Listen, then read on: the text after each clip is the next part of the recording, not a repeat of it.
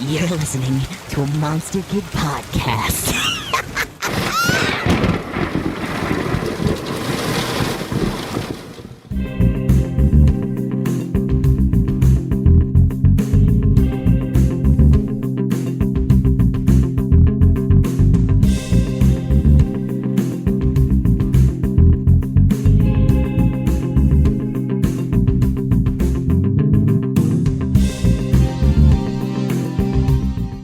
Welcome to A Dingo Ate My Movie, a podcast featuring the weird and wonderful Australian genre movies from the 70s, 80s and beyond. I'm your host Pete, and today I'm joined by Jeremy to discuss the psychic horror of Richard Franklin's Partrick from 1978 and the 2013 remake by Mark Hartley.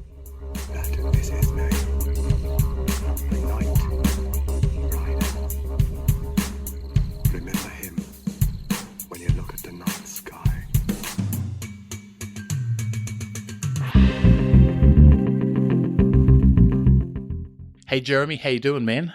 Doing great. How are you? I'm really good. It's great to have you on the show. You've been a good supporter of the show. You've been listening and whatnot. It's really great to have you on. It's really great to mix up having different people on the show. It's fantastic. So I always ask when you've been on the first time, what's your exposure to Ozploitation cinema in the past? I've actually went through quite a few of them, and I definitely want to go through some more. I watched the documentary probably, I think, at the beginning of college, and that kind of just set me off on all the movies I hadn't already seen, and I tried to get through as many of them that they list on that one. So that's Not Quite Hollywood, right? Yes. Mm-hmm. Yeah, it's a really good doco in regards to getting you started. So what are your initial thoughts on the movie, Jay? So this is one I've actually seen at a very young age. I think I was about 10 years old when I saw this one. So I think that kind of really pushes me more towards liking this one than its remake for sure. There's definitely a nostalgia factor on it, but I definitely love it. The overall visuals in the movie are great. I think it's got fantastic editing. Yeah, it's really good. It's put together really well. You can tell Richard Franklin's a big Hitchcock fan, right? Mm-hmm. Yeah, I think I heard somewhere really too. I think he was on the movie Rope. I think that he was with Hitchcock when they did Rope. I think he was apprenticing with him. Obviously, this movie is what got Richard Franklin the job of Psycho 2. Mm-hmm. And I thought out of all the Psycho sequels, I think that's definitely the best one. Yeah, it's not a bad movie actually at all. Like, it's definitely scary territory trying to do a sequel to Psycho, especially I think it was like 20 years later, whatever it was. But it's not bad. So for me, I have really long memories of this. So this movie came out it was 78. I was in my last year of high school. I probably wasn't really aware of it being, 16, 17 at the time. And it was only later years once really got into VHS. So you have to remember I'm a different generation. And VHS was a little bit behind high school, like quite a bit actually.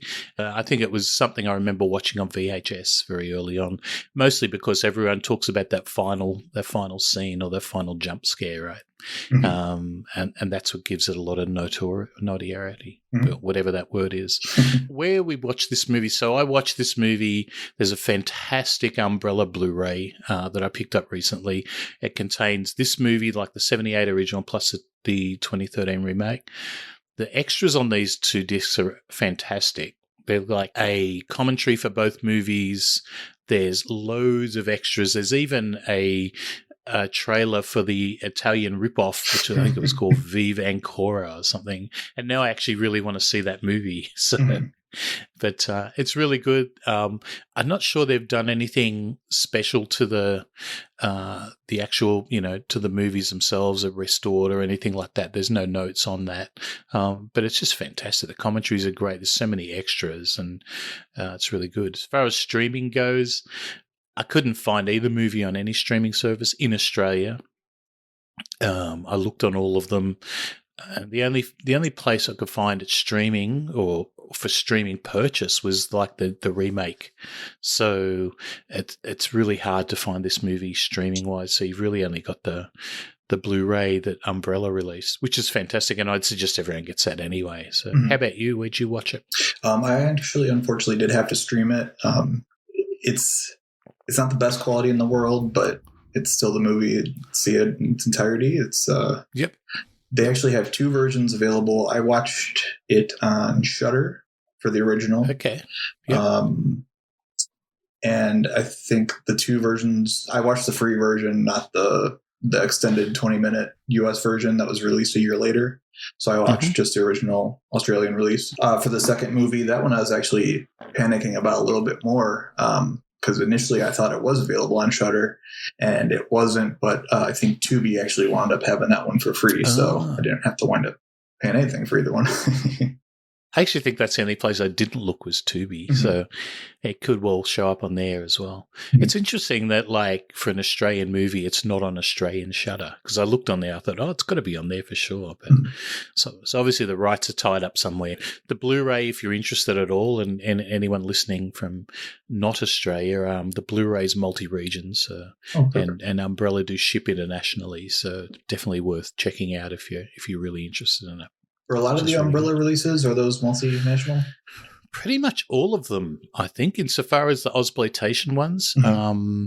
They do say, like, when you go to their store online, they do go through the regions, and most of them are A, B, and C, right? Yeah. For Blu-ray, yeah.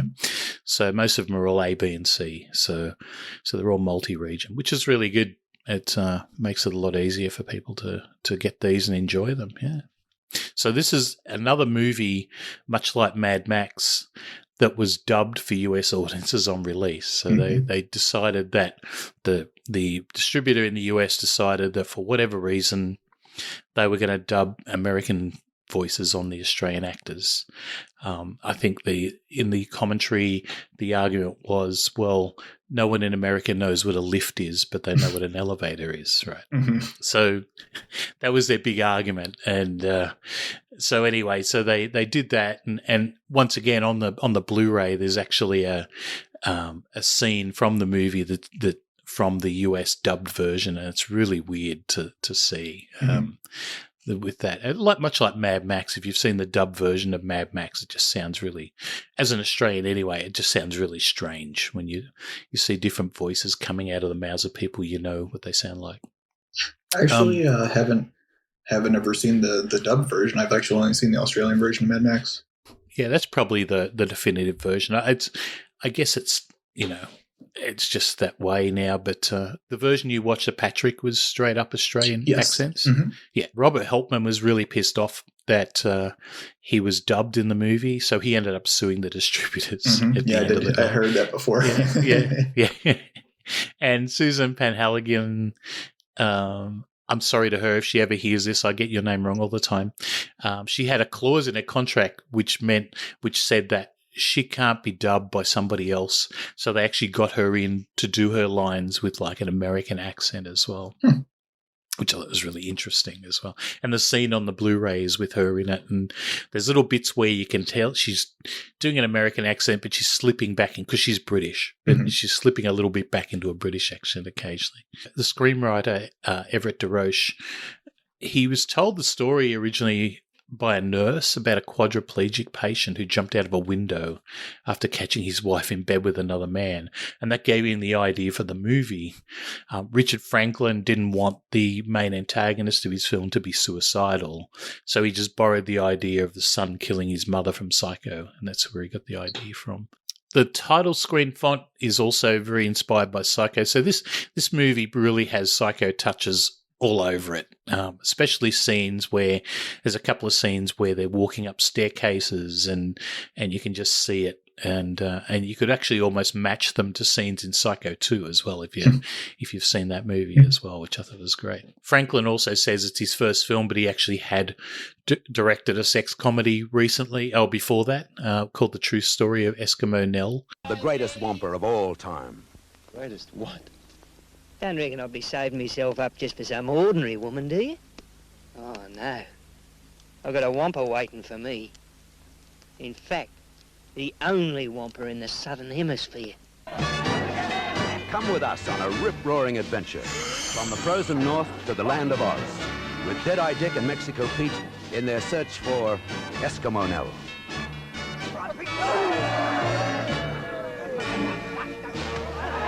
Only the Australians would have dared to bring you the true story of Eskimo Nell. You ever stuck your dick in a bucket of cream and stirred till it was butter? And he also had there was a soft-core pornographic film called Phantasm that he shot as well. Mm-hmm. I think that movie had John Holmes in it, of all people. I think So I did hear that somewhere. Yeah, he shot it in LA, but he said that this film is his first real movie. I think we talked about this, but he really wanted to, put a lot of Hitchcockian influences in the movie. He worked as a PA on, I think it was Topaz. We were talking about maybe he's done a couple. And then, the budget was about 400,000 AUD, which I guess for 78 is quite a large amount of money. So Julia Blake, who plays Matron Cassidy, when she auditioned for the film, she purposely dressed and acted like her. He didn't actually know what she looked like until they got together at the wrap party at the end of the movie, and he didn't recognize her at first. So very interesting. That's very method, I guess, to do something like that. She was great in the movie. Did you enjoy her part? Yeah, very much. She definitely acts her part well. I think the most shocking thing to me for her, at least the character in the movie, is she kind of looks, I don't know if that was maybe just the way that they're supposed to have dressed back then, or not really sure, but she kind of looks like a nun almost. And I wasn't really sure if that's kind of where I thought it was going, was more of, like Christian overtones or whatever. But then she kind of right away starts off, well, there is no God. Yeah. And that kind of goes off the rails from there. It does a bit. Yeah, that nursing uniform is very much of the time. So my wife's a nurse and was saying that's very much the sort of uniform that they would have had in the 70s. Yeah, very much. Because this was shot in, 77 maybe. So very much a film of its time. They also had to hire a nurse. The scene where the two nurses are changing the bed sheets from Partrick, and he's lying in the bed. They hired a nurse to show them how to do that. And I remember when I first watched this movie with my wife, with May, because we did this on Test Pattern as well, this episode, and I watched it with her there, and she was very much like, wow, they actually learned how to do how to change somebody in bed without, that's comatose. So she was very impressed. That's one thing I'll say was a lot better in the remake, or worse in the remake than it was off the original movie, because they're a lot more rough with him in the new one. And I don't know if that was kind of like a personal choice or whatever, or they just didn't feel like hiring someone to actually show them how to make the bed. But yeah, it definitely shows in the original one that they put the care into it. Although my wife said, and also I heard in the commentary that a few nurses have said, the way they actually turned him because he was intubated, it was actually incorrect, and it could have actually killed him the way they turned him. But it's a movie, and this movie, Quentin Tarantino loves this movie, and actually lifted the whole idea of the spitting patient in Kill Bill. I think it's that scene where Uma Thurman basically spits on some guy. Is it when she's in a coma? I always have this section, if it's applicable, that I call Dingo Ate My Movie Alumni. So we look at the people that have in this movie and that have been in other movies we've covered. So in this one we have Grant Page, and this guy is like everywhere in Ozploitation. So he's a stuntman. He originally played the assassin and did all the stunts in Man from Hong Kong, which I love that movie. And he actually also ended up being the stunt coordinator for the 2013 version as well, of Partrick as well. Everett DeRoche turns up in a heap of places as well. He wrote the script here. He also wrote the script for Razorback, which we covered a couple of episodes ago. And he also wrote for films like Long Weekend and Road Games as well. So he's been in a lot of these sort of things. I think he also did Harlequin. There's quite a few others as well. Anthony Ganane was a producer. He produced Turkey Shoot, which we covered a few episodes ago as well. A lot of other things like Snapshot, Thirst, Dark Age, The Survivor. I think he also was the producer. We talked about that softcore porn movie that he did. He also produced that. It's quite a bit, yeah. So the music was by Brian May, but not that Brian May. who was well known for his contribution to the Ozploitation genre. He scored a lot of movies like Mad Max, The Road Warrior, Thirst, Road Game. So a lot of these movies, they're all these guys are doing the same movies, right? Turkey Shoot, Frog Dreaming. They're also really, all. I think a lot of these Ozploitation movies, like I said, you see the same people popping up all the time. As far as comparisons to the remake, I know that was one of the big things that they did as far as Brian May's music is when the Doctor has his earbuds in. That's actually the soundtrack from the first movie. He also produced music for Gallipoli, Missing in Action 2, and of all things, Freddy's Dead, The Final Nightmare. He scored as well. I just thought that was really strange that he did that. His manuscripts have all been preserved by the National Library of Australia. He died in 1997.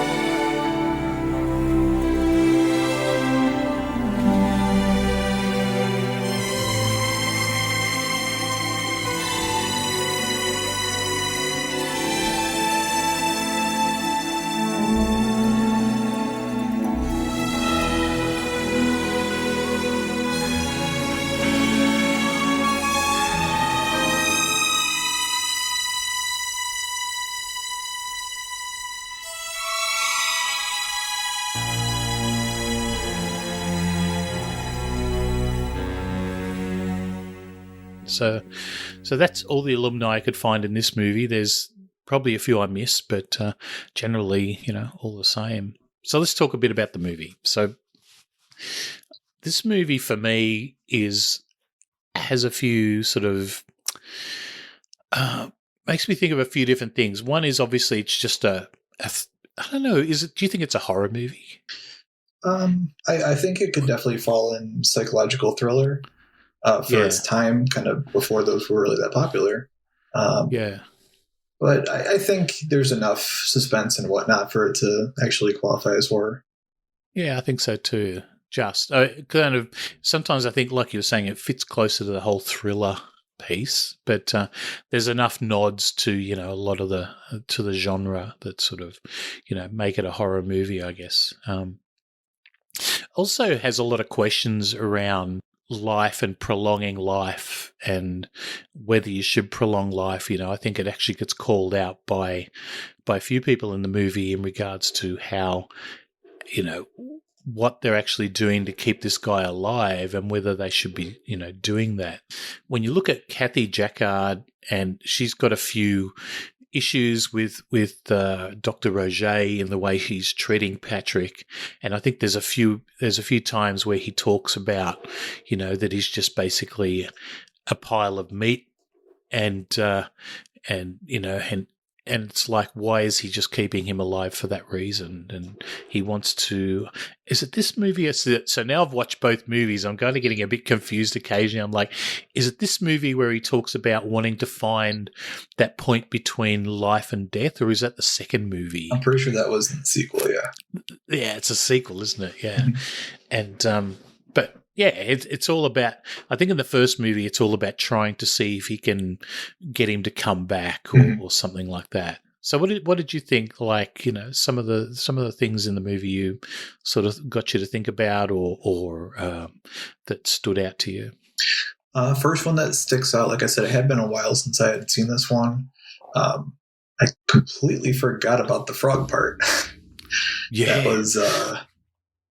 Kind of odd to actually see in on-screen death. And it actually, if you check the credits at the end of the movie, it says Frog was professionally killed by, like, they actually give it a credit for like someone who had that job, or there was something along the lines of that. I didn't write down or anything, but I just remembered seeing that. It caught my eye on that. But they still stuck a needle through its head, right? Yep. So yeah, it must be a bit of a content warning in there if you're going to watch this movie and you're very fond of frogs. It's probably not a great one to watch. I know they did the same scene in the second movie, but they used a rubber frog, so it's a bit better. Yeah. As far as warnings go, if anyone's prone to seizures, there's definitely a very long strobe scene towards the end of the movie. There is actually, yeah, it's quite long, and and you think with the actor, he had those special drops and everything. He had to keep his eyes open. I think you could only keep them open for a minute at a time. But you think of with that strobe light burning into his eyes too. It's crazy. I don't know how he did that. Like, I still am amazed whenever I watch this movie, and it was the same with the sequel, how these actors managed to keep your eyes open for that long. Because if you keep your eye open, if you actually try to do it, I think it's harder than if you don't try. But you always feel like you're not. I can make like 10 or 15 seconds. I don't know about a minute. Eventually, you're going to blink, and then you blink. You don't even know you blink, right? So Exactly. Yeah. So I don't know how they did it. I wonder how many mistakes there might have been where he blinked and things like that. The movie opens up. We have the scene in the first movie, in the 78 movie. We have the scene which pretty much goes around what happens to Partrick. I think it's pretty much starts off with that way, right? It begins with the scene with his mother and her lover in the bath together, and he's in another room, just sitting there. He looks like there's something wrong with him anyway, in regards to he's got some issues of some sort. He obviously doesn't like his mother's boyfriend, and with all the shenanigans going on in the bathroom, he decides that he's going to go and drop a heater in there. And it's just that scene where he's walking down the hall. He's got this huge coil of extension cord and the heater. And when he walks in the bathroom, they don't even look at him like, I think if you saw him walk in the bathroom with a heater, you'd pretty much know what he was going to do, right? But I don't know if they're shocked or what. But he throws the heater in and away they go. And it's pretty, I shouldn't say funny. I think I said that last time I talked about this movie, but I just think it's a bit of a strange scene. And there's that one scene where the boyfriend of the mother is sort of coming out of the bath, and he's got a weird red glow in his eyes. Did you notice that? Yeah. Yeah, and that apparently that had something to do with the way they were filming it, and because of course they couldn't throw a real heater into the bath, they were using some sort of I don't know if it was like a paint or some sort of effect to make it look like it was glowing, and the way they filmed it with the lights and everything, it reflected in the eyes of the guy, which gave it a creepy look. I thought it was there for a reason. And they played hot potato with the heater for a couple minutes. Yes.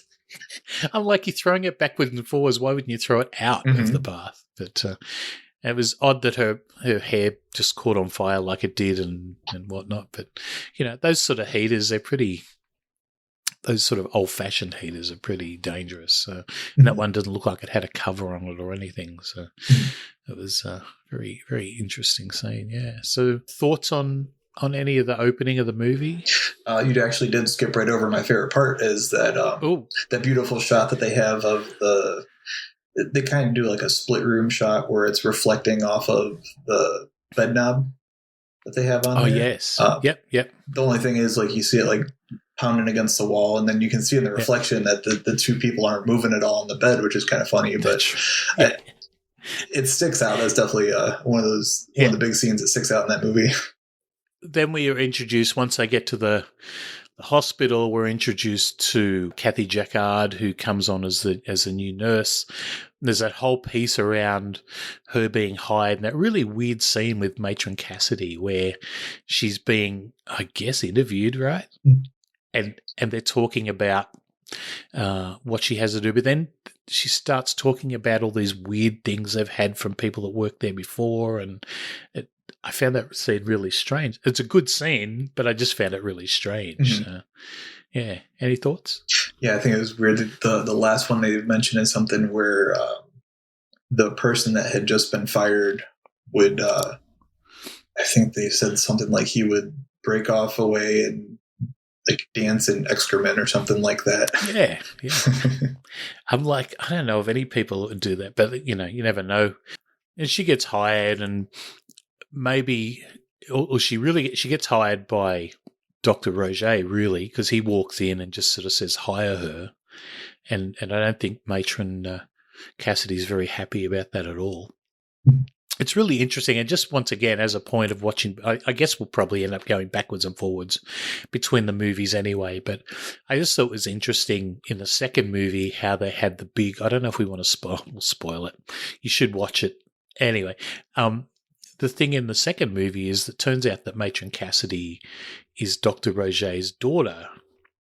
And in the first movie, obviously, there's no inkling of that. I'd say they just kept it separate. But yeah, so it was I think the second movie had a slightly different dynamic in the relationship with those two. Mm-hmm. And then she's kind of introduced, there's that whole piece where introduced to Partrick and they talk about, what he is and what they're doing and, the Dr. Roger is sort of keeping him alive. He just wants to explore the nature of life and death. And it's really interesting, once again, like I was saying, the ethical dilemma this sort of brings up in the regards to, well, what do you do with people like this? Would normally, if they took him off life support, he would just die. And you would think, well, normally that is what would happen because there's no quality of life. Mm-hmm. So, and he gets a bit of sympathy from Kathy Jacquard, from Kathy, the nurse. And I think that's where this relationship starts. And I don't know, I was thinking about this last night in regards to his telekinesis and all this sort of stuff. Do you think that's something, so I was thinking, did he have this before he killed his mother and her lover? Or do you think this is something that's been developed while he's been in a coma for 3 years? I think they kind of talk about it. It is one of the things that's never actually explained, but it is something they talk about, is that he was working on like a sixth sense while he's down. But he was kind of, like you had mentioned at the beginning, they kind of show him as kind of like an oddball almost. Yep. And that may have been kind of part of it. Like maybe that's where everything kind of came from. But that's one weird thing about the original too is they never explained how he actually wound up in the coma to begin with. No. I think the second one definitely, they show you basically that he tries to kill himself. But the first one, there's really no explanation of it. That always got me with the first one, is that there is no explanation. He's just in a coma. I'm like, well, why is he in a coma? So I guess you just assume that he killed them and then decided he would kill himself. Interesting. I always find the relationship between Partrick and the nurses, or the nurse in particular, Kathy, very interesting in regards to the way he kind of reaches out to her. There's a lot of really, really cool scenes where they sort of explore that.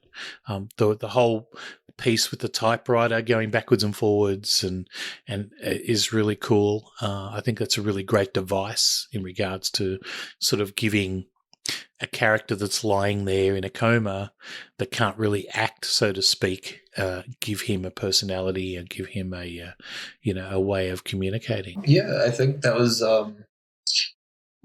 that's another thing I kind of remember going back and forth on, is you're kind of unsure of his powers, like the way that he's actually able to control things. And I think that's what it winds up being, is that he can control electricity. Where I think like in other films, when you have psychokinesis, it's more or less just being able to move objects with your mind. Technically he does throw a couple things. I think he stops the axe or the chair or something along the lines of that in later in the film. But a lot of the ways that he is able to move about when he's not around, like he destroys her apartment when she's not there, when they're at the pool. That one, I think they kind of show lights flicker. So that's kind of why I was still kind of maybe on the idea of it's possible just electricity. But I think that was another thing that wasn't super, super explained. It's funny how he controls things. Like he was able to somehow control the water in the pool, and the doctor that's in the pool almost drowns him. And that's quite an interesting scene, mainly because of the fact I just think it's really funny. We have that Jaws-like music in the scene.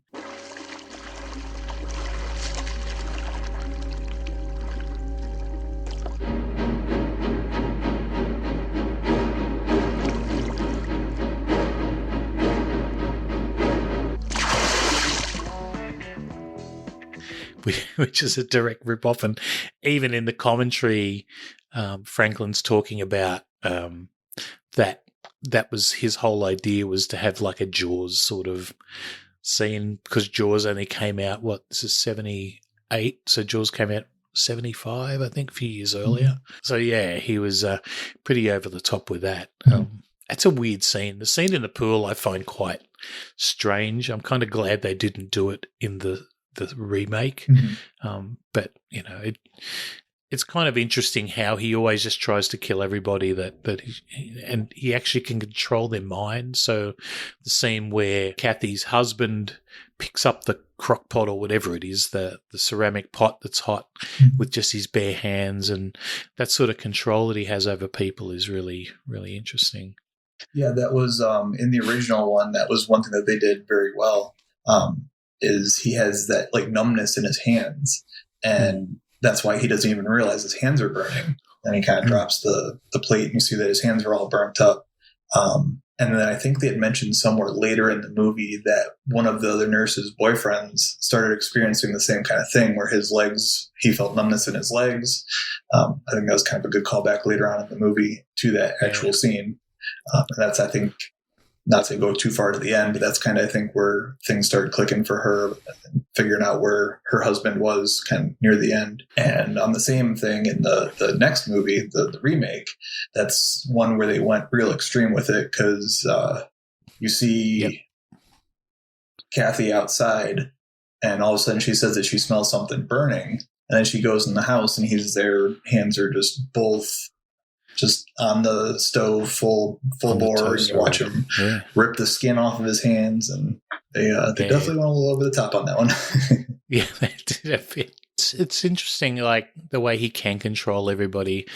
You know, I always think, I sometimes look at these movies and think, it's a bit over the top, and I'm like, yeah, it's a movie, right? So, I love the scenes where he controls things, like the later scenes with Dr. Roger, when he's trying to get into the room and he's trying to bash the door down, or the first bit where he actually basically throws him out of the room, tosses him out of the room.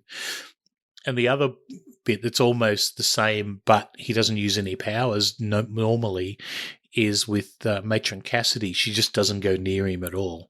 The whole movie, all she ever does is stand near the door. She doesn't actually ever go into the room he's in. So I think she, or from the start, actually has an inkling of what he is and what he can do, and she's afraid of him from the very start of the movie. And you can see that through the whole movie. And there's a whole communication bit early in the movie where he starts communicating by spitting. He does that big glob where the first time she meets him, which I think's really cool in regards to the first time. If you saw that movie for the first time ever, when he first does that would give you a bit of a jump, I think, because it's really well done. It's gross because it's a big glob of phlegm. And then he starts communicating. She starts like saying, you know, there's that whole scene where, you know, can you hear me say, you know, 1 for yes or 2 for no or something, like whatever it is. And he starts commuting that way. And then later on, it's in that whole scene where she's like, can you feel this? Can you feel this? And eventually she's got her hand down his pants, which I think is a great scene when she does that. And right when she's got her hand down his pants, the matron's at the door.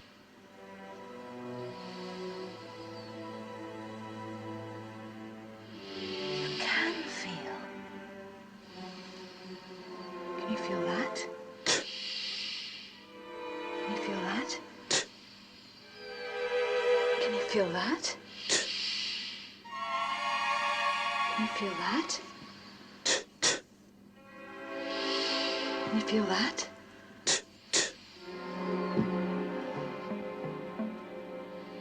Can you feel that?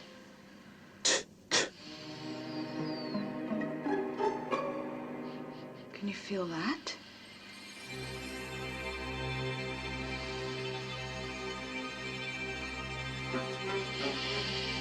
You can feel that, can't you?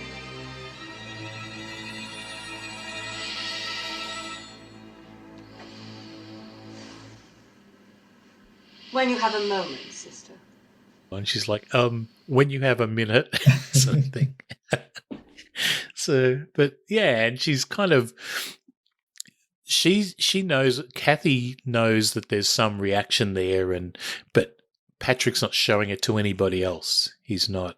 For everyone else, he's just like a vegetable lying there, and I don't know why he latches onto her. Maybe just the fact that she shows a bit of care towards him, and actually you can see that she does care. I think she's a really good actress actually in this movie. Yeah, she's fantastic. Plays the part really. Yeah, she plays the part really well.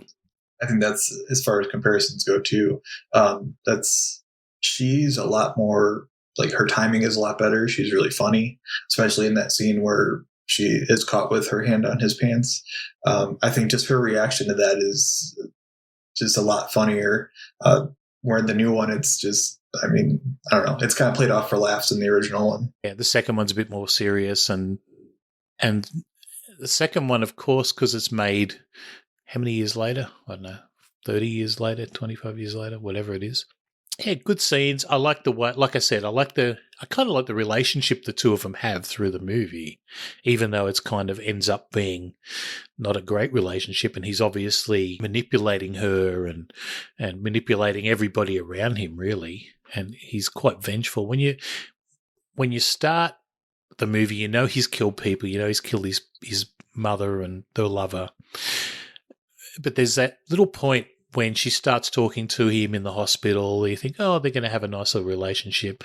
But then it gets worse, and you can tell he's very vindictive. And by the end of the movie, you just know he's probably never even in his living life been a nice person, been a good person. Mm-hmm. And it's really well done. I think it's amazing you can get such a character out of somebody that is basically comatose through the whole movie. You can actually have that feeling. And I think it says a lot about, A, the script writing, 2, the actors that are acting around him, and 3, just the actor himself, just being able to lie there like that. And he looks creepier in the first movie than the second. Definitely, yeah. Mm-hmm. There's things like, she's got questions about him moving, things she goes and seeks out this other doctor.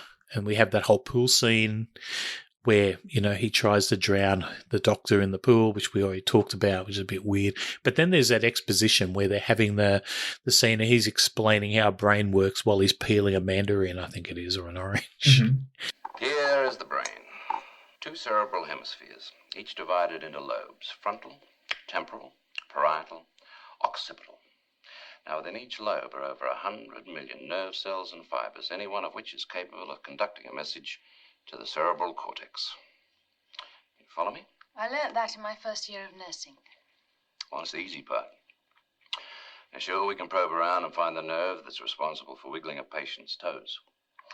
But when it comes to the more sophisticated functions of the brain, we're in the dark ages. And what you're after is probably the most sophisticated function of them all. The nebulous bridge between the conscious and the unconscious.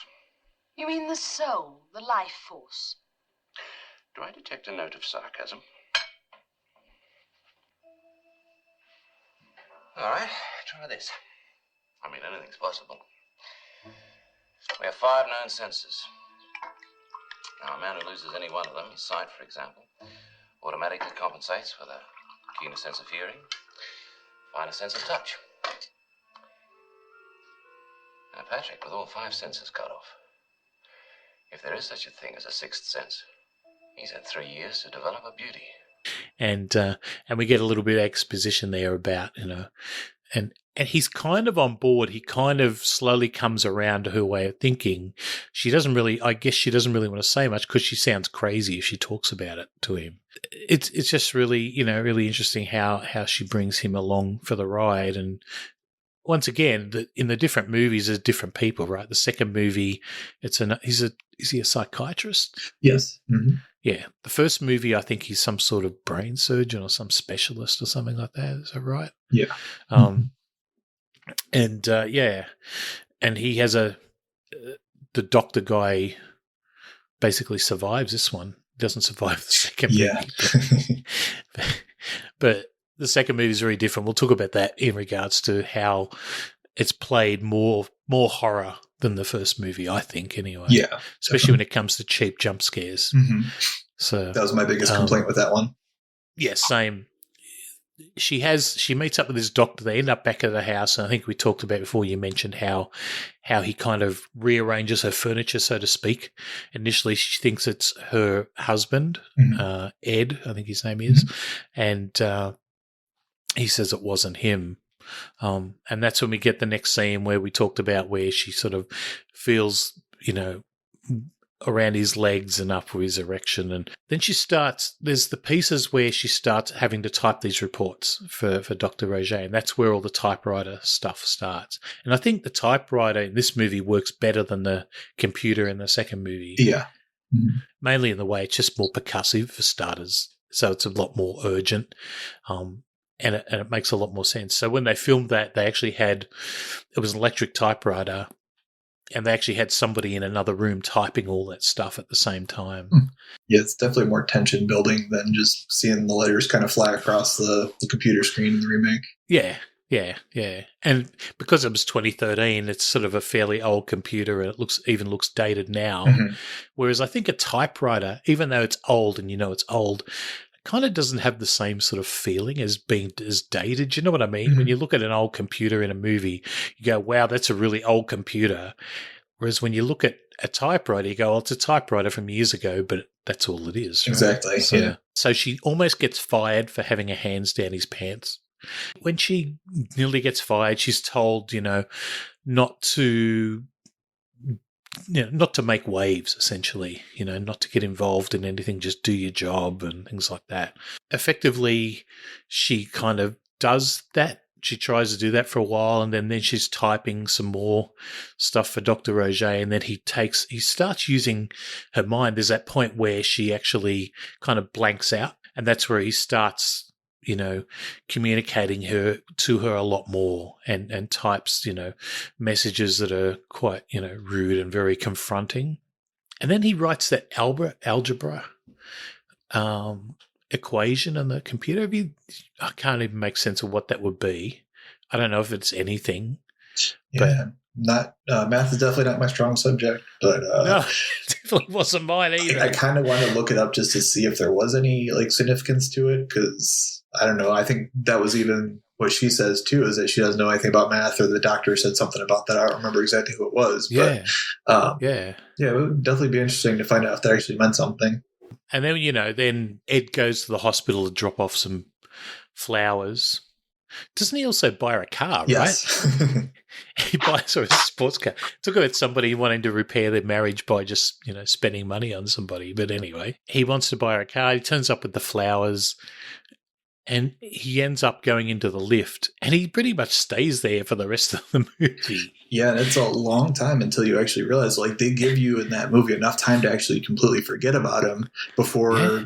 I don't remember what it was that made it reveal back to the elevator, but I think it was before Matron Cassidy, before she has her change of heart when she was getting ready to head home, and then she goes back to take care of Partrick, essentially.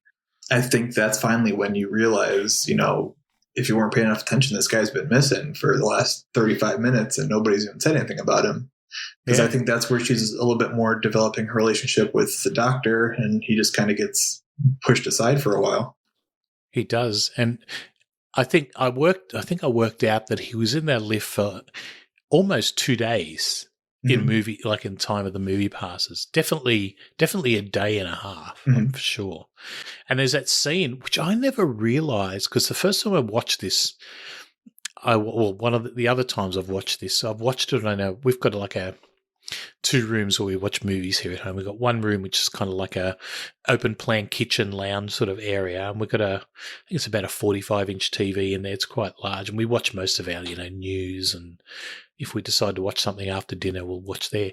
Then we have a separate room which is a movie room. It's got a nice big 50-inch TV and nice sound system, and it's the first time I watched this movie in that room the other night.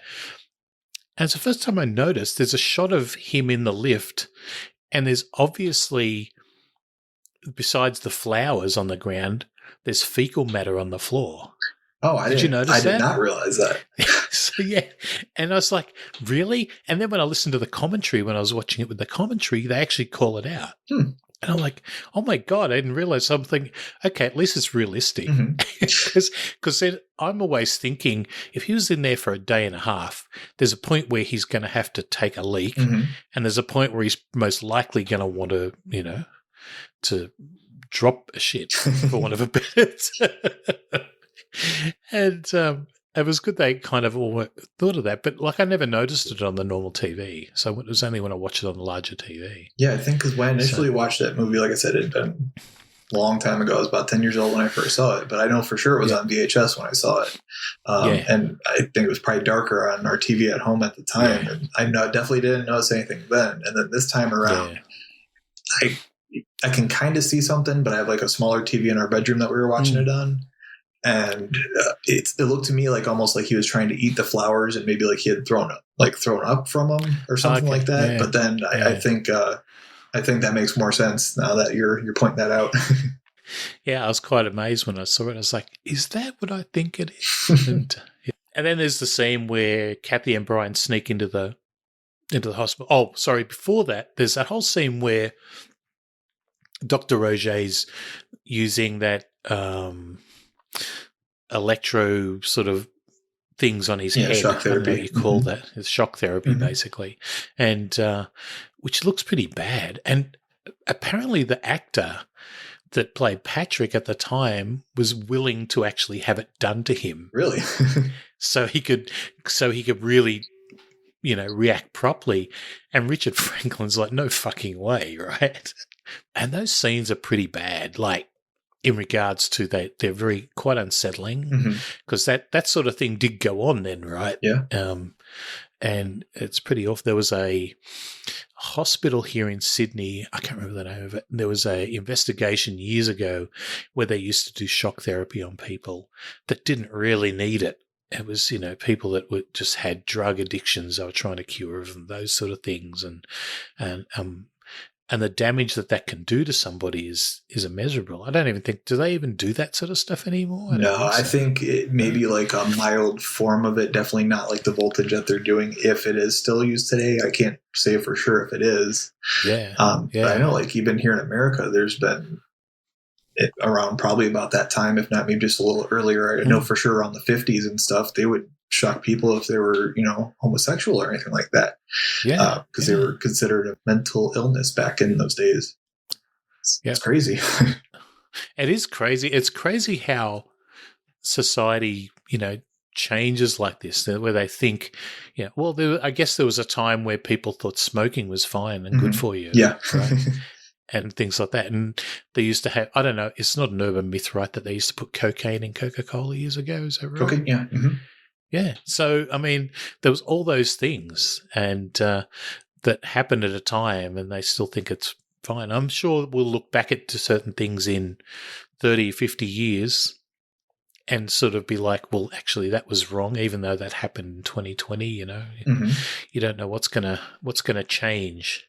But yeah, very uncomfortable scene to watch, to see him sort of convulsing on the bed. And obviously that is what gets Kathy to feel more for him as well, to see this sort of thing going on. Once again, it's dealt with a little bit differently in the second film, but still the same sort of thing. And he uses the typewriter during one of their conversations to say that they're trying to kill him.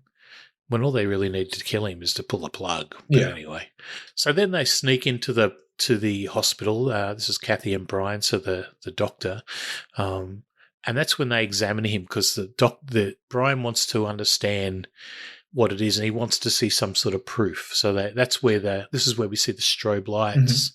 And I think what else do they do? They use the strobe lights. He sort of pricks him. And I know as soon as he walks in, the doctor slaps him across the face. To kind of figure everything out. And again, in the commentary, Richard Franklin was saying that he asked doctors what they would do if they wanted to prove somebody had some sort of powers or was faking being in a coma. And they actually said they would do things like the first thing the doctor said to him was, the first thing I'd do is slap him in the face to see if there was a reaction. And so there was some truth to that and the strobe light, because it must have been great. Like the actor is so good not to be reacting at all to any of that as well. Just to see that happening. I think I had read somewhere too that was he actually hit him too. Like obviously, I don't think they cut away. It was he blasted him. Exactly. Yeah. So they do that, and then we have Matron Cassidy. So we have this whole scene where she comes back in, like you said before, and her whole thing is she's like, right, I'm going to end this now. I'm going to stop this now. And she initially has the thought, which we did, which is all you actually really need to do is switch off the power. So she goes in to try and switch off the power, and of course that's not happening. And that comes to probably my favorite shot in this whole movie, which again is very Hitchcockian, that whole point where she is about to pull the levers to turn the power off, and there's a reflection of that in Partrick's eyes, and you can see that reflection in his eyes with her reaching up to pull the handle. And of course, she doesn't succeed, right? She gets fried quite nicely and massively electrocuted. And I was very surprised to learn the scene afterwards where the police arrive and are removing the body and looking at the body. That's the actress. I thought at first it was like going to be they just used some sort of dummy. Yeah, that's what I was assuming with how much she's made up. Yeah, exactly. So that's the actress that got made up like that. And you can see there's one point, I was looking at it again the other night, and there is a point where she's lying on the floor, and the way they've got her lying is she's got one arm sort of up in the air, and you can see it kind of wavering just a little bit, but she pulls it off really well. Yeah, definitely. She, obviously wanted to get rid of him but couldn't, and then it's left to... Well, the detective then becomes interested, right? And although he's a bit of a sideline more than anything. Yeah. Do you think? Yeah. Yeah. That's definitely one thing, too. And that's before we get too far past it, too, is I'm actually glad in a way that they don't show the electrocution, because it probably would have been, your standard just blue lightning flashes and stuff like what they would do commonly in the 80s. I know it was more popular, but it would have wound up looking really cheesy. And I think it was one of the things where it's left up to your own imagination. It's definitely a little more unnerving. Yeah. Unlike the sequel where they show you everything. Yeah. So that kind of shows you the difference in the times too, right? So in 70, obviously, they might not have had budget to do a big shock scene, but also I think in the 70s there was more of that. You don't have to see everything. Whereas in the, in the later years and 2000s, whatnot, they want to show you everything. And sometimes that's not a great thing to see everything. And then there's the whole thing with the doctor, and the doctor says, or doesn't say anything. Oh, there's a bit where she walks in. There's a great scene with the doctor eating the legs of eating the frog. And I'm not sure if it was a real frog he was eating, but it looked at... I would assume it's probably the same frog that they had killed before at the beginning. Yeah. I don't know if the actor actually went and physically ate that frog, but I don't know. It didn't look great. Yeah. But, I think that was after he tries to kill Partrick, right? That yes. is when he tries to knock the door down. I always thought with that scene with him with the axe, the way the axe moves, I always thought it was Robert Helpman trying to make it look like it was stopping, because it looks a bit unnatural, but apparently they had like filament wire on it, so he could only do it a certain way anyway. Oh, really? And obviously he can't get in, and he's moved out. I think he was going to inject him, wasn't he? Yes. With the whatever the sodium drug was. Whatever, yeah. Yeah. But obviously that doesn't work. And then it's really up to Kathy and Brian to finish him, to try and finish him off. And there's that whole scene where Brian's not with her, is he? I'm just trying to remember. I've just had a blank on that scene, because she's alone with him. Yeah, that's where she comes back. I don't remember where Brian goes from there. You know what? That's why she comes back, is because she realized that Ed is missing. That's right. And then she's trying to find him, has no idea where he is, and that's when the doctor's working on the door with the axe, and then which I think is probably another one of the really funny, subtle scenes, is he's going through all that, trying to break down the door, and all of a sudden she just walks up and just opens the door and gets right in. I think that's great. Yeah, it's fantastic. Yeah. Yeah, I've forgotten that whole piece, like that whole piece where she goes back to Ed's house and finds he's not there, but finds the car in the garage and, you know, like he'd been away. I like the way that, you know, she very much a movie of the times. She finds the kitchen in disarray. He hasn't washed up or anything. So before she does anything, of course, she puts on an apron and cleans up the kitchen.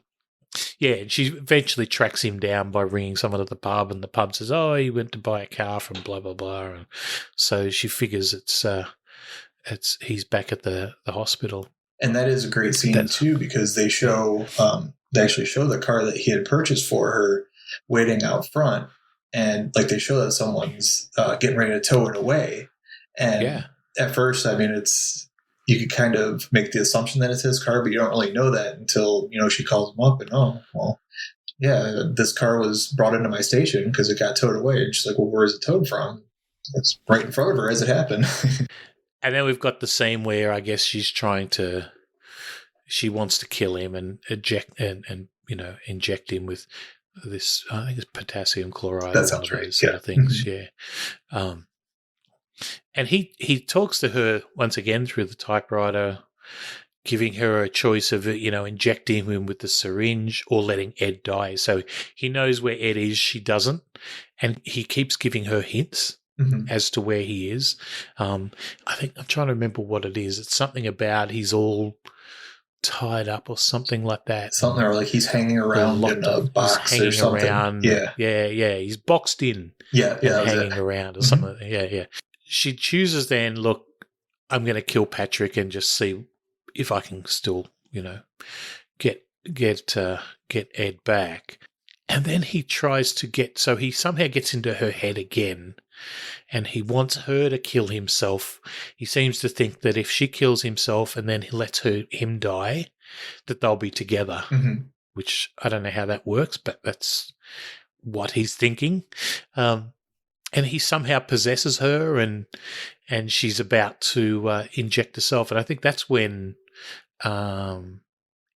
because Ed gets out in the meantime, right? Because as this is happening, I think the power that Partrick has over things is starting to fade. Do you get that feeling? I wasn't sure if that was what it was, or if she had already injected him, and then he was still controlling her to inject herself after. Because that was kind of the way I thought it is. Maybe like they just don't show it, but she had already injected him with the serum, and then she was going to do the same to herself. Because that's true. There's kind of like a weird cutaway, and then all of a sudden, they show the elevators working again. Yeah, because you don't see her injecting him with anything, which is odd. So yeah, that's a good theory, and that's when Ed gets out of the lift or the elevator, as we were talking about before, and finds her. And just before she's about to inject herself, pulls her away. And I think we completely glossed over that really great scene with the other nurse after she had already, because I think we missed the part too where she got fired. Oh my God, yes. But her relief is there, and that's where he actually just sits up and gives like the scariest part of the movie. It is. How could I miss that? Oh my God! Yes, the scene where where the light outside explodes, and the glass thing falls down, and he turns his head to that nurse sitting in, and just that. That's a really creepy scene, and it is probably the best scene in the movie. Yeah. How did I miss it? I don't remember what the message is too. It says something, final something or something. I don't remember what it is now. I think I had it written down before, but when the light actually explodes, because what is it, emergency exit? I think it says final. I think it says emergency entrance or something like that. Emergency trance. Yeah. Or final trance, something trance, So, I think it's very obvious that the first two letters are missing from entrance through a lot of the movie. Yeah, that scene. Oh my God, how did I forget that? Because it's so good. I always love that scene so much. So. Yeah. So Ed takes the syringe away from her, and then Partrick just dies, right? Because like you said, she may well have injected him, or he's just lost his power or something like that. And then there's that great jump scare at the end of the movie, which is just them all standing together, and Dr. Roger comes back in, and then he just leaps from the bed. Goes straight into that glass cabinet. Straight to the glass, into the cabinet. And it's really interesting. There's that little scene where you start to see them picking him up off the ground. And in that scene, when they were filming it, Robert Helpman went to pick up the actor playing Partrick, and there was a loud crack, and it turned out that he'd broken his back. Oh, wow. During filming, and apparently he spent all Christmas in hospital with a broken back.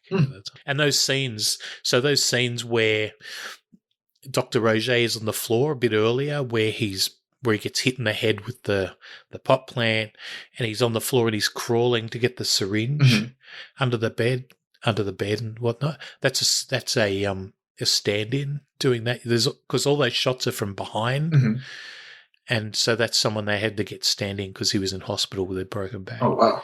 And he couldn't do it. Yeah, amazing. Did that slow down production then? Did they mention anything? I imagine it would have. Okay, I wasn't sure if it was like maybe the last shot that they did or something like that. But. I'm not sure. I'm not really sure. But I think it was great him going into. So once again, another parallel with the second movie. In the first movie, you don't expect it because it just happens. The second movie, because they do exactly the same thing basically in the second movie, but the way the shot's framed with the really colourful glass window at the back, you're like it's telling you exactly what's going to happen. I don't know if you saw it that way, but and it's so, I don't know why filmmakers need to be so blatant. Like, do they underestimate the audience that's watching the film, or do they just want to make it really obvious? Because to me, it takes away the whole scare. Like in the first movie, because the first movie doesn't have, well, I think that's really maybe the only jump scare in the movie, I think. Jump scare, yes, because the other one, like I said, that's where he sits up, but it's not really a jump scare. Not a jump scare. It's a slow build. It's just scary, But I don't know what it is. That one works because you don't know, and all he does is fly into a cabinet, which I think's great anyway. It looked great. The second one, it's so telegraphed to you exactly what's going to happen just by the framing. Yep, yeah, they frame them up right in the shot. Yep. I don't know if it's just because we've watched so many horror movies that we just know. But you would think that it'd be pretty obvious to anyone watching it that that's what's going to happen. So, because the older one too, that scene comes out of nowhere. Like there's no setup for it whatsoever. It's the two are having a conversation, and then all of a sudden, just whoop. Yeah, exactly, and it works so well. And and I remember that's the thing that got people in to see the movie. Everyone was talking about that scene. And there's that nice scene at the end kind of thing where they're putting him back into bed, and Kathy still cares enough to kind of make sure that he's sort of in the bed and he's comfortable, and pulls his eyelids down, does that classic that they do in movies, pulling the eyelids down, and then, of course, his eyes open up again at the end of the movie. So, yeah. There was apparently plans to be a sequel. They actually had a plan for a sequel. An official sequel.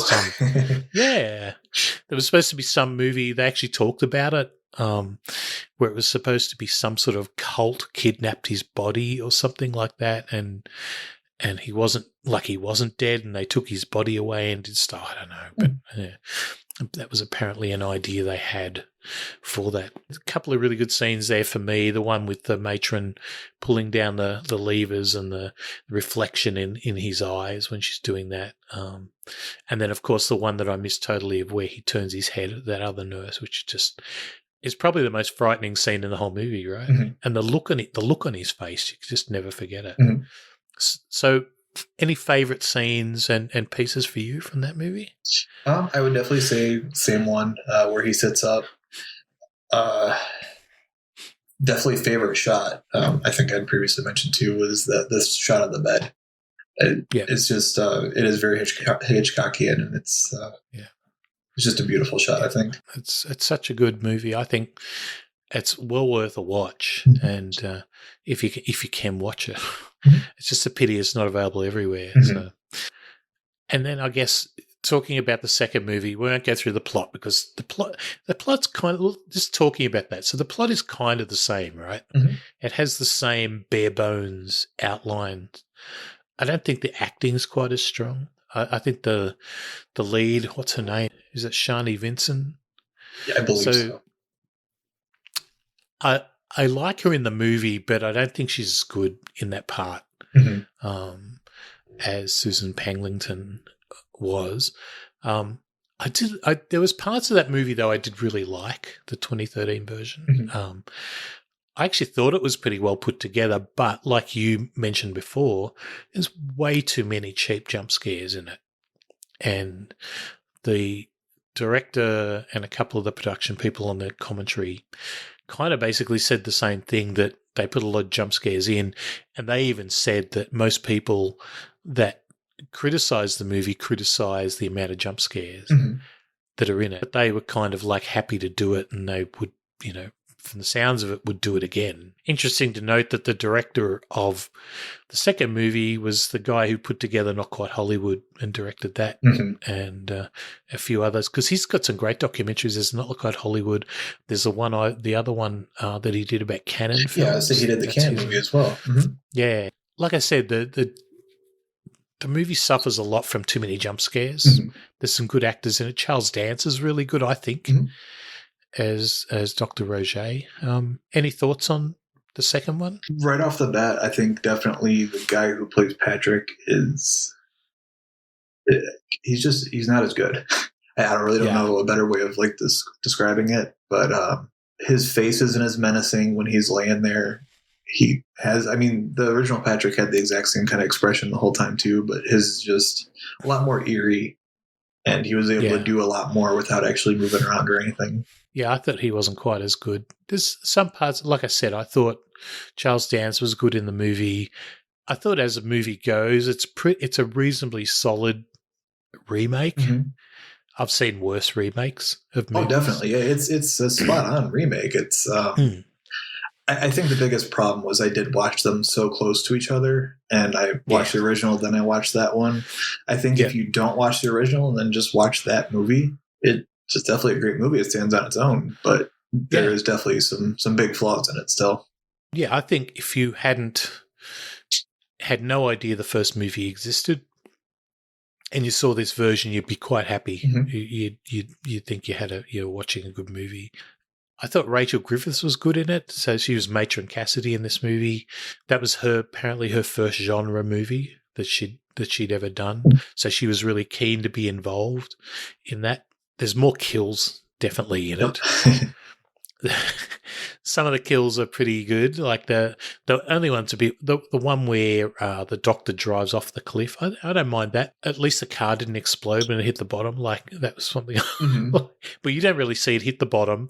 There's a weird scene. There's a weird part of that scene where the car has gone over the side and they're looking up through basically the front windscreen as it goes down. It looks a bit fakeish, mm-hmm. but the director was saying that he was trying to once again call out Hitchcock, which often when he'd have scenes like that, he'd use back projection and things like that. And he tried to get that same sort of feel with the car going over the cliff. They did a really good job. And then they do that, the match cut where it's that was like a Pepto dropping in. Mm-hmm. Oh, yeah. That was great. This is really good. That was definitely one of the better parts. Quite humorous. Mm-hmm. But I definitely thought the CGI is a little. I think we had better CGI around that time because it was 2013. I think we had said. But to me, like at least the scene where the seatbelt is kind of coming off, and then it kind of so it's basically a reverse shot. I think that they kind of do, and it didn't look as good as what they could have done. Yeah, agree. And some of the CGI, like the bits where Matron Cassidy goes to once again turn the power off, and those scalpels, I think they're scalpels, mm-hmm. come flying in and go into her back. Mm-hmm. The blood coming out of her back is so CGI, it's not funny. Yeah. It's really bad. But although I did like the idea of that, and it makes the scene, I actually didn't mind that scene because of the fact that she's so determined to kill him mm-hmm. that she has these scalpels flying into her, but she still keeps going. it's definitely a darker movie, I think. I think a lot of the setting is darker and it's filmed darker, and the way that, I don't know, the way it's processed, I don't know what you call it. I'm not into all this stuff, but the way the film's processed in general has a darker feel about it. They use lots of dark colours, lots of greys, and there's not much sunlight or anything like that in the movie. Interesting, on the commentary, they were saying that when they were shooting a lot of the movie around the house, which was the clinic at the time, they were shooting around Christmas time, which Christmas time in Australia is like the middle of summer where you are there. And they were shooting on like 40 degrees Celsius days, which is just around 100 degrees. And some of the shots of the clinic that they took were just totally blue sky behind the thing. So they obviously did a lot in post to make it look like it was, wet and rainy. I thought there were some good scenes. Some of the other scenes I liked was when Matron Cassidy goes to visit Kathy at a house near the end of the movie when she decides she's going to kill Partrick, and she's got I think it's funny we keep saying kill Partrick. It makes me want oyster kill Partrick. But anyway, and she puts the files in a bag, and she puts the syringe with the poison in a bag as well. And initially you think she's going to kill Kathy, but she's only going to give her the files. That scene there was supposed to be another scene. Originally, rather than killing her, there was a plan that she was going to kill herself. So she was going to give the files to Kathy, then she was going to drive off in the car and inject herself with the poison. So they decided to change that, and they had her going to kill Partrick. The direction they went is definitely better. I don't think that would have really fit as well, because I really like the way in this one that they kind of gave her more character. Because in the original movie, she's just very frigid and cold, and that's just the way she is. This one, you actually feel a lot more for her, and especially they made her the doctor's daughter.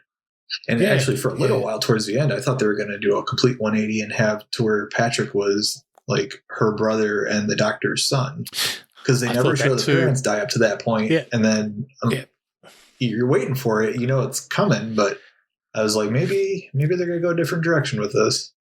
Yeah, I was thinking that too, because they made the choice. Once again, a lot comes from listening to the commentary last night. But they made the choice to, rather than having Partrick killing his mother and lover right at the start of the movie, they decided they would leave it to near the end. And I thought it was a good choice in a way, because it does make you think along those lines. And I was thinking exactly the same way. I was thinking, oh, okay, she's his daughter.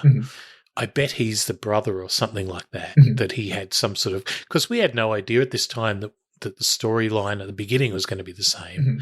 So I'm thinking, maybe he was in a car accident or something like that, and they were trying to keep him alive, But yeah, so it was a good turn, and like you said, I agree. Like, Matron Cassidy in this movie was much more, is likable the wrong word? But she kind of was compared to the first movie. I think in the first one she is definitely meant to be the villain. This one she is almost. They kind of leave it to where she is kind of maybe trying to stop the doctor a little bit more. I like that they kind of soften her up a little bit in this one. But obviously she's murdered somebody in this movie anyway, from the very start. It was interesting, the movie opened with that. Opened with the whole the nurse going into that room and finding all the body parts, which you don't see until later when Kathy goes into the same room. And then she kills her, and that's obviously, and she's the same nurse at the end of the movie that comes back in the freezer after Ed. So there's a few differences, the one where instead of being in the lift, Ed's in a freezer, and which plays pretty well too, I think. So yeah, I kind of, after I watched it yesterday, I kind of enjoyed it. It was the second time I'd watched it, so I watched it the first time about a week ago with May, with my wife, and we both kind of enjoyed it. The second time yesterday, listening to the commentary, etc., I can go, okay, now I understand why you made those decisions. So I actually did really enjoy it. But still way too many jump scares, like cheap ones. And my absolute least favorite trope, not to jump right to the end of the movie, but they do the dream inside of a dream inside of a dream. Oh, yeah. It's just so overdone, and it's like by that point in time, you've already seen it 1,000 other times. It's just too cliche at that point. They can't help themselves, right? Mm-hmm. So, but there's some interesting callbacks. So when you go into the matron's office in the new movie, you can see there's the same jade little statue that was in the first movie on the desk, and behind her on the desk there's a heater, which is a replica of the heater that he threw into the bath in the first movie. That I didn't notice. That's cool. Yeah, so they called that out in the commentary. And the first time I watched the movie a week ago, I was like, "Oh, that looks like the heater from the first movie." So that's why I was looking forward to watching the commentary to see if they called it out, and they did. There's a couple of other little callbacks. There's the voice on the radio. There's a radio when she's having that scene later with the guy that goes to the lighthouse. That's another plot device that's interesting in this movie, that turns on the power at the lighthouse every day, or turns on the light at the lighthouse. When the radio comes on, and there's like sorry, not the radio there. When Kathy is driving back to the hospital, when she's listening to the radio in the car coming back, it's actually the voice of Susan Penhagelin on the radio. Oh, wow. So she actually phoned in a bit. So they asked her to be involved, and she said, "Yeah, I'll happily do a sort of a cameo voiceover." So there's a few interesting pieces. Rod Mulner, who plays Ed in the first movie, actually plays, at the beginning of the movie where Dr. Roget's having a meeting with one of the shareholders or with the president at the table there, at the big table. So that's Rod Mulner from the first movie. Oh, wow. Who played Ed. And the picture on the wall is Richard Franklin. So there's a heap of callbacks in this one. And I think the barmaid at the scene where Kathy and I've forgotten the other nurse's name, who has a great death in this movie. But when they're at the bar at the beginning of the movie and she meets the doctor there, or the psychologist at the bar, the barmaid at that bar was Patrick's mother from the first movie. Oh, wow. Yeah, there's lots of throwbacks. Some interesting little bits, like the woman that plays Patrick's mother in this movie is Simone Buchanan. Australian people would know her from, she was in a long-time comedy series called Hey Dad for years and years in Australia. She also did a lot of other movies as well, or little bits in TV shows and things like that. So it was interesting to see her in that movie, because last time I saw her in anything, she was like a teenager in Hey Dad, and here I am seeing her as some awful woman, mother, fully naked, about to be electrocuted. So very interesting. I have to say, I did like it. I did like the movie, the newer version. Like I said, if you hadn't seen the first one, you would definitely enjoy it. That elevator scene. So when Kathy's friend, the other nurse, I keep forgetting her name. Is it Panicale? Nurse Panicale? I believe that's so. It. When she dies, so there's a bit where she gets possessed by Partrick, and then he has a stand at the edge of the elevator shaft, and she comes to, and she falls down the shaft, and she's lying there, obviously with compound fractures and shit, but she's kind of like, "I'm okay," sort of thing. Yes, and then the lift comes flying down. Kathy?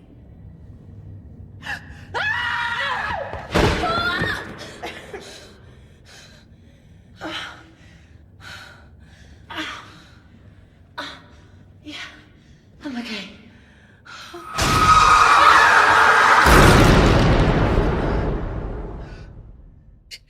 She has a good death, and glad that once again, in this case, I was kind of glad they didn't go the whole gore effect. I think just seeing the lift come down on top of it was more than enough. So it was really good. Yeah, they killed a lot more people in this movie. Yeah, and I think that's kind of cool, because in the original one, I know that is a pretty tense scene when Ed is trapped in the elevator. Like, you think, you don't think he's getting out of there for a good portion of the movie. Probably pretty much looks like the end for him. And I think it's kind of weird because they don't kill him in that movie with an elevator, but you're expecting it. And then in this one, they kind of turn that back on you. Yeah, they do. They sort of do. I once again, I like the way he's in the lift in this one. So not in the lift, in the freezer, and he sort of Partrick reanimates the dead nurse from the start. So that was kind of cool too. So yeah, like the ending, like you said, and like I said before, the ending is just telegraphed way too much. And then the fact that he flies out the window and lands on a spiky fence, on a spike on a fence, is a bit over the top, but it's like you said, it's 100% something you see it coming just as soon as they show that window. Yeah, you didn't even have to know that rail was down there. You knew he was going to land on it. It's like the final scene of Friday the 13th Part 2 when Amy's still sitting in front of the big window, and you're like, you know exactly what's going to happen. So I enjoyed it. I actually thought it was kind of a fun watch. There's nothing really wrong with it. Charles Dance, like I said, was really good. I thought he played a great Dr. Roger. He was really good. Apparently, according to the director and the other people on the commentary, he was great to work with. Brought a lot of great ideas to the film, and I didn't realize apparently he's a director himself. He's directed stuff himself and knew a lot about lenses, and he would ask Mark Hartley, or the director of photography, what lens they were using to shoot this particular scene, and he was like, okay, so best if I do this and this and this sort of thing. So he was very, very knowledgeable. It seemed like everyone was good. It was enjoyable. Did you enjoy it? Yeah, I did. I a lot more than I actually initially thought I would. I would say it kind of hit some of the boxes that I was afraid it was going to hit, as far as being a remake. Like, you knew it was just going to be success. But as far as it goes, I don't think they went over the top with it at all. No. Aside from the part, because I was expecting a little bit more of kind of like a brutal surgery movie based off of the cover of that one, because you see the doctor with like a scalpel.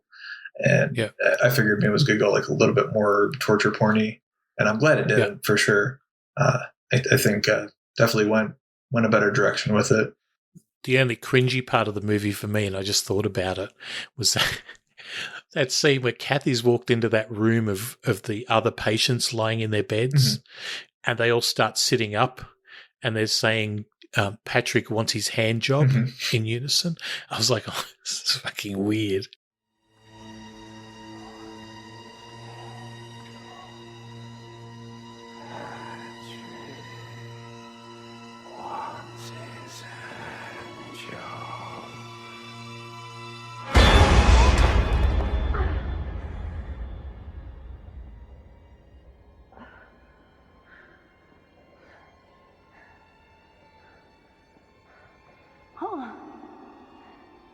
Partrick wants his hand job.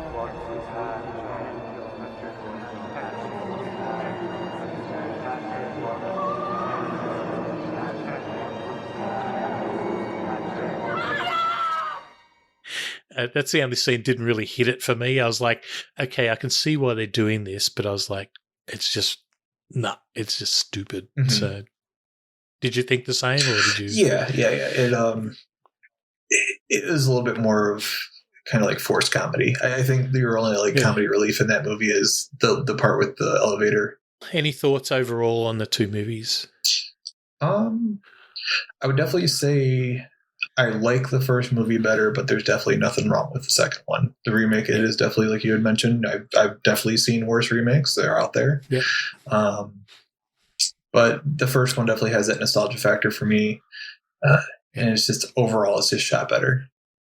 Yeah, definitely worth watching. But it's one of those rare things. A lot of the time when I see a remake, I'm saying to people, if you really want to see it, check it out, but don't bother. Just watch the original. With this one, I'd say definitely watch the original, and really, it's really worth watching the second one just to see what's different, what the callbacks are to the first movie, because it does align itself pretty closely, but it's not. You can see where they've made the changes and why they made the changes, and it kind of gives it a different feel, slightly different feel. But definitely not as good as the first one. Yeah, and I think as far as the things that they avoided, I think are good because they completely skipped over the whole rape fantasy scene from the first movie, which gets pretty uncomfortable for its time. And I got a little bit nervous because you're watching it and kind of thinking, no, I know what's going to happen next because it's almost shot for shot. And I'm definitely glad they skipped that part. Yeah, both worth looking at. So good movies, enjoyable, and definitely, like I said, if you've got a chance to get the Umbrella Blu-rays, it's definitely worth it. Now all I've got to do is check out that Italian ripoff of the first movie, because the trailer, you could probably find the trailer on YouTube. I think it's called Viva Core or something like that. The trailer is unbelievable. It looks like they've ripped the thing off, but it's completely a Italian gore movie. I don't. Have you seen the trailer for it? It's over the top. It's got everything. Like it's got gore, it's got boobs. It's got all the stuff that you would expect from an Italian movie made in that era. It's very much something I want to check out. And there's a few others that have been made, apparently, but these two are the ones for me. So they're really cool. Really what I understand too about the knockoff one, the way he gets his powers is he gets hit in the head with a bottle, and that's how they explain him getting his powers, which is kind of weird. But it is a bit weird. I guess they actually explained it in that one. I can't really say they explained it in this movie, but that's true. Yeah, or maybe in a way it got a better explanation in the Italian one. Yeah, exactly. So that's cool. All right. So thank you so much for that. So, Jeremy, where can people find you? And is there any projects or anything you're working on at the moment? Nothing really that I'm working on at the moment. I'm at Creature Feet Me. That's Creature FEATME. And that's on Twitter. And I believe it's the same on Instagram as well. I liked your suggestion. I think when we first started talking about this show, there was another Australian movie suggested, which I haven't been able to get my hands on yet. I'm trying to remember the name of it off the top of my head. What was it? Gremlins of the Sky. Spirits of the Sky, Gremlin or something. So you've seen that? Yes. Mm-hmm. Yeah. I haven't had a chance to see it yet. It's apparently got – I watched the trailer when we spoke about it. Mm-hmm. So I just need to track that down. So if we end up doing that, I think I'll have you back because you were saying it's really good. Yeah, it's very good. Mm-hmm. Yeah. I'd definitely love to come back if you'll have me. Yeah. Oh, absolutely. All right. Well, thank you so much for coming on. Yeah, thanks for having me. It was really great to have you here. And when we come back, we'll talk about what's next. And now, preview time.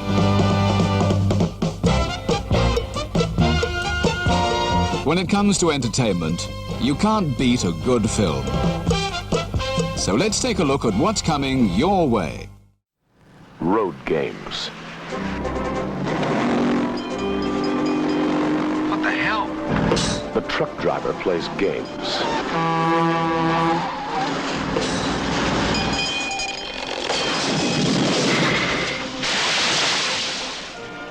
The hitchhiker plays games. Aren't you kind of young to be hitchhiking out here all by yourself? Aren't you kind of old to be picking me up? And a killer is playing the deadliest game of all. Oh, he's just killed a girl. Did he make love to her first? I don't know. What's the difference? It makes a lot of difference. I think in order to play the game properly, we have to know what he thinks of women.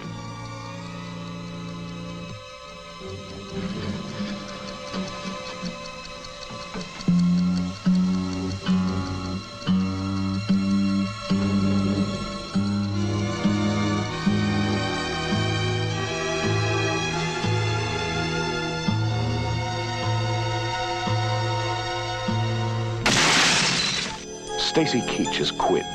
No, it's Q-U-I-D. D is in death, the young girls, you cretin. Jamie Lee Curtis is Hitch. Attic in Canberra. Now you're looking for a little adventure. I could go to Disneyland for a little adventure. What I'm looking for is a little excitement. Road games. Across 1,600 miles of desert highway, they're playing games of violence and sudden death.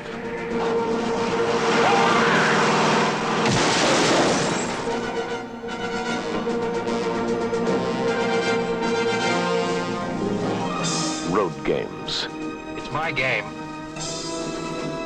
Okay, Sherlock. If someone doesn't stop soon, there won't be anyone left alive to play. Road games. Next on A Dingo Ate My Movie, we welcome back Brandon from Barricon Video to talk about Road Games from 1981, starring Stacy Keach and Jamie Lee Curtis.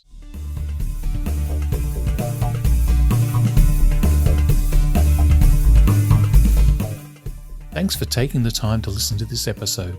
Thank you to all my guests who give their time to make this podcast possible, and a special thanks to you for listening. Don't forget you can follow A Dingo Ate My Movie on social media. We're at Dingo Movie on Twitter, Dingo Movie Pod on Facebook and Instagram, and on the web at dingomoviepod.com. If you'd like to support the show, head on over to Patreon and sign up for early episodes, bonus episodes, and other goodies. Check us out at patreon.com/dingomoviepod. And finally, we love feedback, so please rate and review us on Apple Podcasts, or drop me a line at pete@dingomoviepod.com. I take feedback very seriously, and it helps me to improve the show for you and all the other listeners. Once again, thanks for listening, stay safe, and I'll see you on the next episode of A Dingo Ate My Movie.